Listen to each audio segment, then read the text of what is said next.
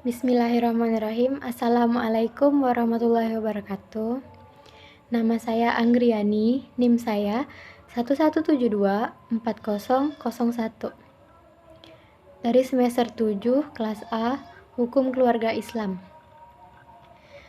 Menurut pasal 7A Undang-Undang Dasar Negara Republik Indonesia tahun 1945, Presiden dan atau Wakil Presiden dapat dilengsarkan dari jabatannya apabila Presiden dan atau Wakil Presiden diduga telah melakukan pelanggaran hukum berupa pengkhianatan terhadap negara, korupsi, penyuapan, tindak pidana berat lainnya, atau perbuatan tercela dan atau terbukti tidak lagi memenuhi syarat sebagai Presiden dan atau Wakil Presiden sebagaimana dimaksud dalam Undang-Undang Dasar Negara Republik Indonesia tahun 1945.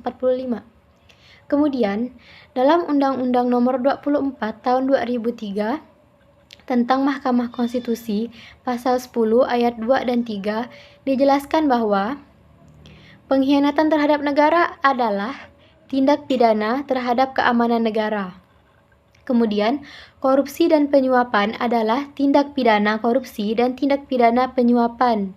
Kemudian, tindak pidana berat lainnya ialah tindak pidana yang diancam penjara 5 tahun atau lebih.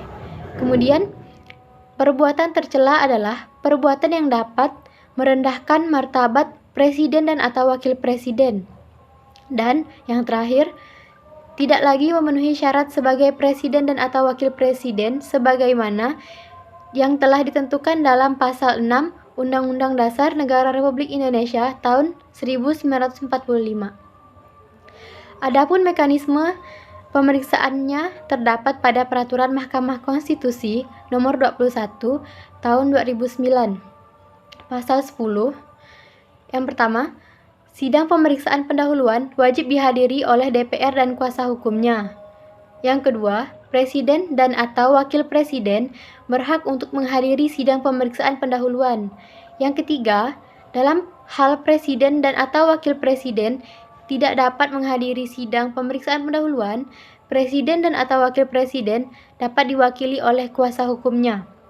Selanjutnya, Pasal 11.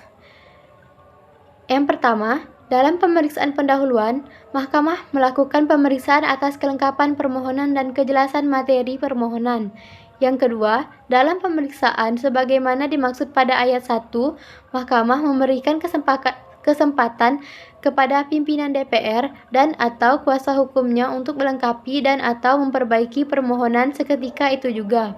Yang ketiga, setelah dilengkapi dan atau dilakukan perbaikan sebagaimana dimaksud pada ayat 2, Mahkamah memerintahkan pimpinan DPR untuk membacakan dan atau menjelaskan permohonannya.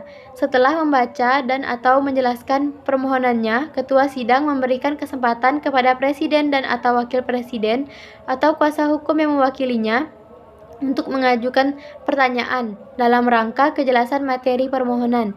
Dan yang terakhir, ketua dapat memberikan kesempatan kepada hakim untuk mengajukan pertanyaan kepada pimpinan DPR berkaitan dengan kejelasan materi permohonan.